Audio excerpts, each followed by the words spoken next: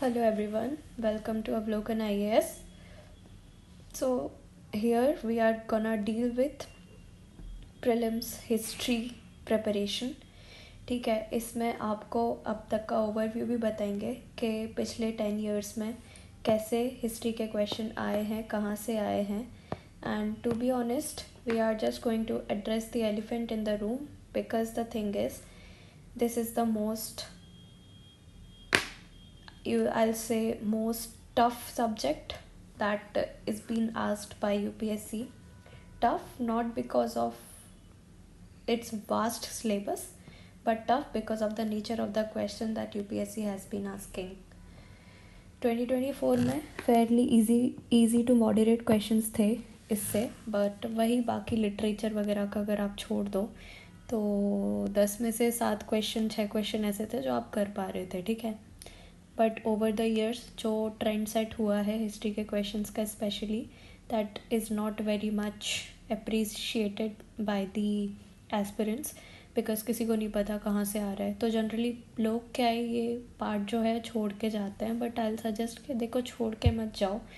Basic जितना हम पढ़ सकते हैं उतना तो हमें करना ही चाहिए because it increases our chance of selection, right? तो व्हाट्स बेटर देन दैट. तो जितना बन पड़े उतना करते हैं. इसमें स्ट्रैटेजी देखते हैं कि कितने क्वेश्चंस आए हैं अब तक, कहाँ से आए हैं और किस तरीके से हमें इसे प्रिपेयर करना चाहिए. अब मार्केट में आपको समंदर मिल जाएगा सोर्सेज का. आप हिस्ट्री ऑप्शनल वाले के पास जाओगे, उसके पास भी बहुत कुछ मिल जाएगा. बट असल बात, सच बात यह है कि क्वेश्चन उनसे भी नहीं बनेंगे, है ना? तो जितना प्रिस्क्राइब्ड है उतना पढ़ो, थोड़ा पढ़ो, आगे बढ़ो का फॉर्मूला हमें हिस्ट्री में लेके चलना है. अदरवाइज़ आप 1 महीना 2 महीना भी हिस्ट्री पढ़ लोगे, स्टिल आपसे क्वेश्चन नहीं बनेंगे. ठीक है, तो कंपटीशन है, कंपटीशन को कंपटीशन की तरह लो. ईगो पे मत आने दो कि 10 दिए हैं तो 10 ही करूँगा, अदरवाइज़ पेपर ही नहीं दूँगा. ये नहीं काम करना है. ठीक है, तो देखेंगे क्वेश्चन कहाँ से आ रहे हैं. थोड़ा सा लंबा वीडियो हो सकता है क्योंकि सारे फेसेट्स हिस्ट्री के हम इसमें कवर करने वाले हैं. Ancient, medieval, modern and art and culture. ठीक है, तो topic wise number of question total 107 question है. एंशिएंट के 16, मिडीवल के 28, आर्ट एंड कल्चर के 63. ठीक है, अब देखो आप यहाँ पर अगर आप पाई चार्ट देख रहे होगे तो समझ में आएगा. इंडस वैली देखो इस साल बहुत बहुत बहुत इम्पॉर्टेंट है बिकॉज 100 ईयर्स कंप्लीट हो गए इसके एक्सकेवेशन के. ओके, तो इससे क्वेश्चन आ सकते हैं. एक लोथल में टूरिज़्म हब बना है. ठीक है, इसको देख लेना, बहुत इम्पॉर्टेंट है. Ministry of port, shipping and waterways का हब बना है. तो ऐसे क्वेश्चन आ सकते हैं, किसने कब डिस्कवर करी, कौन कौन सी साइट्स है, कौन सी साइट्स पे क्या मिला है. ठीक है, ये क्वेश्चन बढ़ेंगे इस बार इंडस वैली के. नोट कर लेना आप अपने पास, है ना, ये अच्छे से पढ़ के जाना है. Then 5 questions are from Mauryan और अशोका. ठीक है, पियादासी पे आ चुका है, इंस्क्रिप्शंस पे आ चुका है क्वेश्चंस. ठीक है, और नेम्स पे आ चुका है. फिर इम्पॉर्टेंट इनसे रिलेटेड क्या है, बुद्धिज़्म, उस पे आ चुका है. इनके टाइम पे जो पोर्ट्स थे, सबसे इम्पॉर्टेंट पोर्ट्स थे, कॉइन्स थे, है ना, इन सब पे क्वेश्चन आ चुके हैं. तो ये सब करना है. Economy, polity of the reign, सब कुछ ऐसे करना है. गुप्तास सेम इसी टाइप के क्वेश्चंस. ठीक है, देन सिग्निफिकेंट प्लेसेस में आपका एंशंट की मैपिंग आ जाएगी. ओके, कि कहाँ पर कौन सी इंस्क्रिप्शन मिली है. ठीक है, रॉक एडिक्ट्स हैं तो कहाँ पे माइनर है, कहाँ पे मेजर है, कौन कौन से पोर्ट्स होते थे. तो ये सब आ जाएगा आपका. जैसे एक बार धान्य खेत के बारे में पूछा था, धान्य कटक के बारे में पूछा था. ठीक है, तो ये सब इम्पॉर्टेंट चीज़ें हैं. अब अभी तो मैं आपको ऊपर से बता रही हूँ कि कौन से टॉपिक की कितनी अहमियत है. जब हम PYQs करेंगे, जो अभी हम इकोनॉमिक्स के कर रहे हैं, तब I will tell you the tricks और how, I will not say tricks, it is a method of how to think while you are solving the question. Luckily history is a subject जहाँ पर मैं बहुत अच्छे से risk ले सकती हूँ. I know or I don't know the answer, क्योंकि मेन चीज़ यही है ना कि आप सोच कैसे रहे हो, आप एलिमिनेट कैसे कर रहे हो, उससे आपका आंसर आ जाता है। ठीक है, तो 10 में से 6-7 क्वेश्चन मेरे सही हो जाते हैं based on my knowledge as well as how I solve the question. ठीक है, तो आई विल सजेस्ट कि जब भी ये आएगा इसके वीडियोस देख लेना, मैं लूँगी या कोई और भी ले, बट थॉट तो सेम ही होगा, राइट? तो इसके वीडियोस देख लेना, बहुत हेल्प करेंगे। Okay, now moving on to medieval history. Medieval history में the most important thing that you have to know is timeline. ठीक है, timeline, contemporaries and the political, social, economic conditions. ठीक है, अब आप जितने भी क्वेश्चन देखोगे इसी के अराउंड देखोगे। ये बहुत वास्ट है, ये सिमट नहीं सकता, बट हमारी NCERTs में या फिर बेसिक बुक्स में जितना दिया है हमें वहीं पर रखना है। ठीक है, अब पता नहीं वहाँ कौन क्वेश्चन बैठ के बना रहा है और किस टाइप के क्वेश्चन बना रहे हैं, हम वो तो नहीं सोच सकते ना। तो हम बेसिक जितना कर सकते हैं वो NCERT से कर सकते हैं, राइट? तो हमें वो करना है। अभी मैं सोर्सेज पे आऊँगी तब इस बारे में और बात करेंगे। ओके, तो अर्ली मिडीवल किंगडम्स मतलब जब एंशियंट से मिडीवल में ट्रांजिशन हो रहा था। ठीक है, तो कौन सी किंगडम्स थी दैट वर प्रेवेलेंट और उनके सिस्टम्स क्या थे। ठीक है, देन दिल्ली सल्तनत स्टार्टिंग फ्रॉम स्लेव डायनेस्टी। ठीक है, स्लेव डायनेस्टी से लेके एंड तक मुगल्स तक सब कुछ आपको पता होना चाहिए इसमें। ओके, मुगल्स के बाद जो ट्रांजिशन होता है, जैसे 1757 battle of this first rebellion of independence. ठीक है, यहाँ पर कौन से क्या थे सब पता होना चाहिए। रीजनल किंगडम्स क्या थी, जो त्रिपार्टाइट स्ट्रगल है एग्जाम्पल, है ना, ये सब चीज़ें। फिर विजयनगर किंगडम, सबसे इम्पॉर्टेंट चीज़ विजयनगर किंगडम। विजयनगर किंगडम से बहुत सारे क्वेश्चन आते हैं, 2024 में भी आया था। इसमें रूलर्स के बारे में भी पूछ लेते हैं, इसका आर्ट एंड कल्चर भी पूछ लेते हैं, because it was a significant kingdom at that time. ठीक है, फिर भक्ति सूफी मूवमेंट, एवरीबडी नोज़ कि कितने क्वेश्चंस आते हैं इसमें, है ना, कि शैवाइट, वैष्णवाइट, इसके बाद जो 6 फिलोसफीज़ हैं, है ना, 6 स्कूल्स हैं, उन सब में मुगल्स पे क्वेश्चन आएगा, that as I have already told. Terminologies पे क्वेश्चन आते हैं, टर्मिनोलॉजीज़ लार्जली इकोनॉमिक होती हैं, economic in nature. I tell you in PYQ कि कैसे इनको सॉल्व करना होता है, बहुत ईजी होता है, इतनी टफ नहीं होती। ठीक है, टर्मिनोलॉजी वाले क्वेश्चन आप 50-50 पे तो आ ही सकते हो इन एनी केस। फिर मिसलेनियस क्वेश्चन और ऐसा वैसा। ठीक है, अब इसमें कुछ चीज़ें मिस हैं। मिस क्या है वो हमें पता चलेगा, जैसे चोलास वगैरह जो थे ना, चोलास, चेरास, पांड्यास, है ना, सदर्न किंगडम्स जो थी बेसिकली, वो अर्ली मिडीवल किंगडम में आ सकती हैं, but I take it as another category because इतने क्वेश्चंस आते हैं इससे। ठीक है, CCP, चोला, चेरा, पांड्या, ठीक है, बहुत क्वेश्चंस आते हैं that you need to do this. तो ये था अपना मिडीवल हिस्ट्री का। Now moving on to art and culture. Art and culture में 13 क्वेश्चन बुद्धिज़्म, जैनिज़्म के। अब देखो, I have a fair knowledge about it, ठीक है, Buddhism and Jainism, but still I am not able to solve all of the questions. तो जब जो person already पढ़ रहा है उससे भी नहीं बन रहा, तो आप कैसे एक्सपेक्ट कर रहे हो कि सबसे बनेगा? नहीं बनेगा। अगर 13 क्वेश्चन 10 साल में आए हैं, 13 में से 6 या 7 भी आपसे सॉल्व हो गए, then you are on a very good side. It's okay, you don't need to solve 100 questions to get into the exam. ठीक है, जितना कट ऑफ आ रहा है उससे कम ही करना है, राइट? तो बस वैसा। फिर आर्किटेक्चर है आपका, म्यूज़िक है, आर्किटेक्चर में टेम्पल आर्किटेक्चर, केव आर्किटेक्चर, स्कल्पचर्स, ये सब आ जाएगा। म्यूज़िक है, हिंदुस्तानी म्यूज़िक है और एक कार्नेटिक म्यूज़िक है।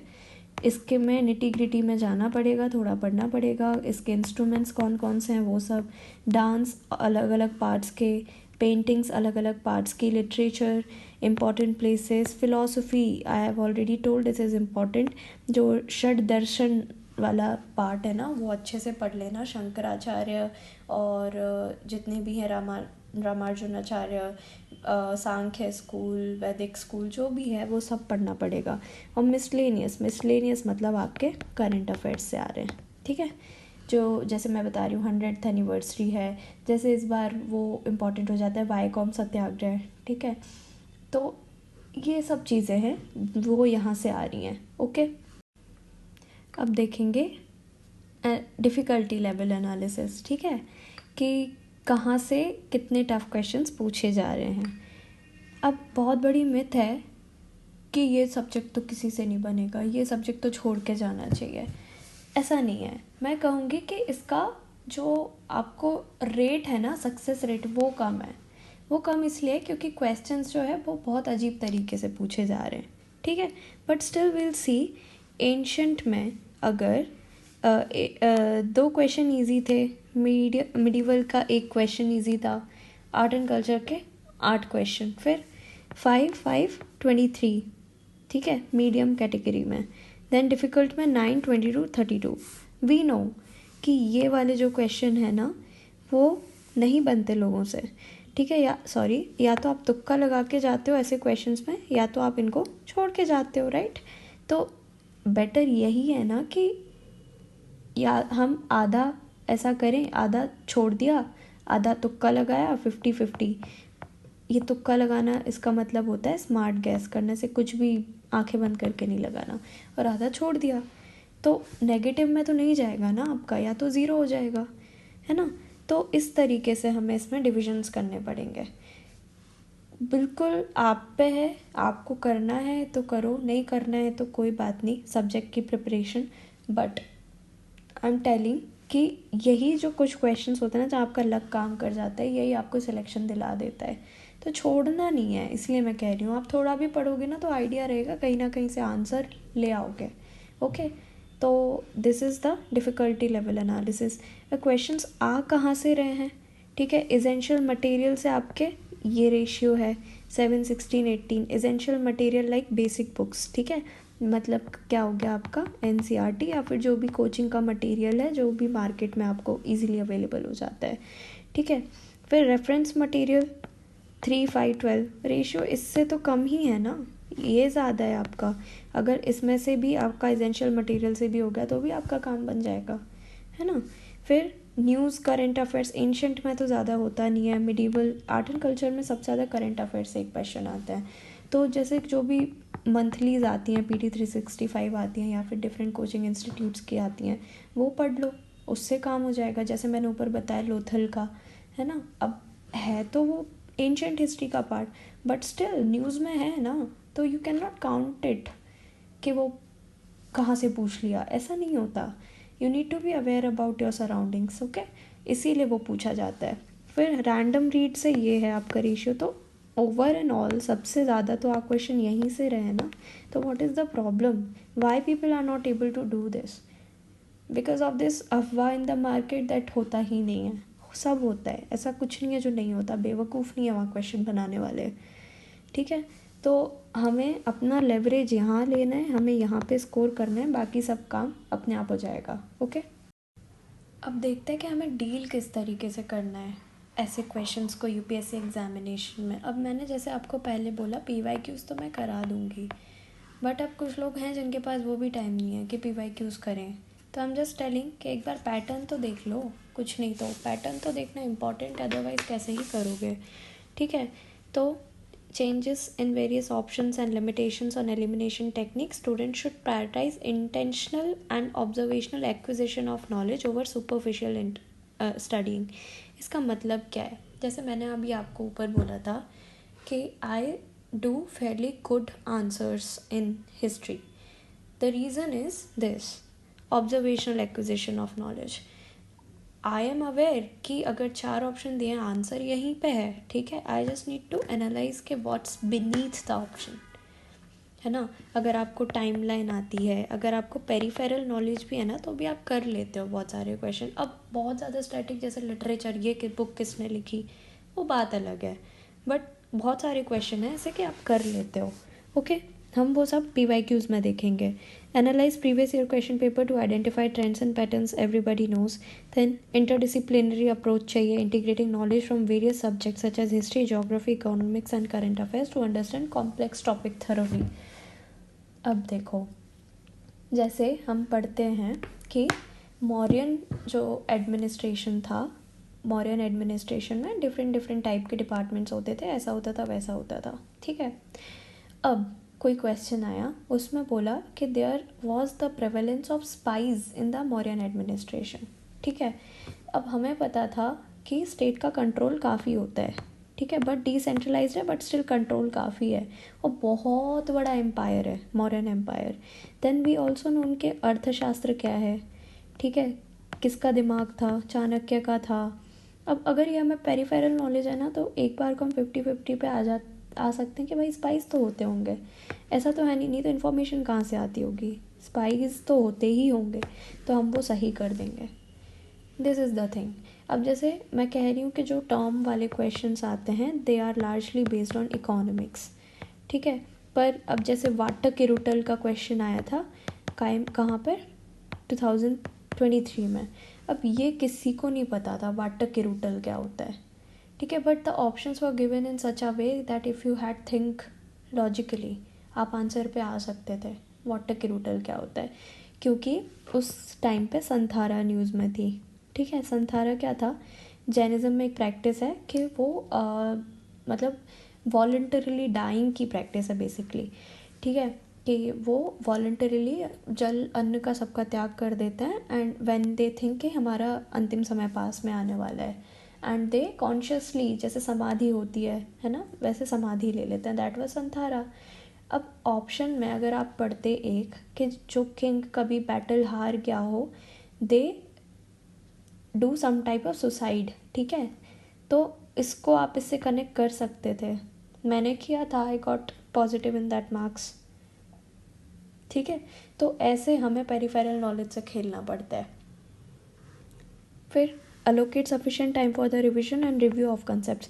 सबसे इंपॉर्टेंट मैं बोलूँगी कि टाइमलाइन है, इससे इंपॉर्टेंट कुछ भी नहीं है. टाइमलाइन पता होगा तो बहुत काम हो जाएगा आपका, कंटेम्प्रेरी भी पता चल जाएंगे और सोशल इकोनॉमिक कंडीशंस भी पता चल जाएंगे. टाइमलाइन कर लेना, ठीक है. अब main part, sources to be referred. Now will see क्या करना है, ठीक है. तो एसेंशियल मटेरियल तो आपका है ही, ओके. एसेंशियल मटेरियल में क्या आता है, आर एस शर्मा आती है. R S Sharma is nothing but NCERT का कंपाइलेशन. इतना टफ नहीं है, दिखने में मोटी किताब है बट बहुत जल्दी हो जाती है. But if you are someone जो कि 2025 का अटैम्प्ट दे रहे हो और आपने आर एस शर्मा नहीं पढ़ी है, तो आई सजेस्ट कि या तो आप बाजीराम की येलो बुक उठा लो, वो भी बहुत अच्छी है, या फिर कोई भी कोचिंग मटेरियल जो भी आप चाहते हो, उड़ान वगैरह बहुत सारी चीज़ें आती हैं, ठीक है, तो वो उठा लो, हो जाएगा उतने में. आर एस शर्मा पढ़ने का अब टाइम नहीं है, अब सिर्फ रिवाइज़ करने का टाइम है. New NCERT class 12 themes in Indian history बहुत अच्छी बुक है. NCERT की पतली सी किताब है, हो जाएगी बहुत जल्दी, बट बहुत अच्छे से पढ़ना पड़ेगा वरना ऐसा लगेगा कि क्यों ही पढ़ रहे, ठीक है. अच्छे से पढ़ोगे तब इन्फॉर्मेशन निकलेगी उससे. NCERT class 6 our past, okay. Then NI, ये सब आप छोड़ दो, ये कोई ज़रूरत नहीं है, ठीक है. इसमें एक चीज़ आई विल से कि क्या पढ़ सकते हो, अगर दोबारा मैं बोलूँगी NCERT 7th क्लास की अवर पास्ट, बस इससे ज़्यादा कुछ नहीं, ओके. अब न्यू पढ़नी है, ओल्ड पढ़नी है, जो मिल जाए वो पढ़ लो, ठीक है. NCERT पढ़नी है, बस मैं इतना कह रही हूँ कि NCERT पढ़नी है. 6 to 12th पढ़नी है, ठीक है. ये छोड़ दो 6 की, 7th की, 11th की, कंफ्यूज रह जाओगे. जितनी पढ़ सकते हो उतनी पढ़ डालो. 12th से स्टार्ट, जिसके पास टाइम है जो कर सकते हैं वो 8th से स्टार्ट कर लो. चलो 8 to 12th पढ़ लो, अदरवाइज़ 10th 11th 12th की तो पढ़नी ही पढ़नी है, ओके. फिर इसके बाद रेफरेंस मटेरियल ये छोड़ो, आर्ट एंड कल्चर देखते हैं, ठीक है.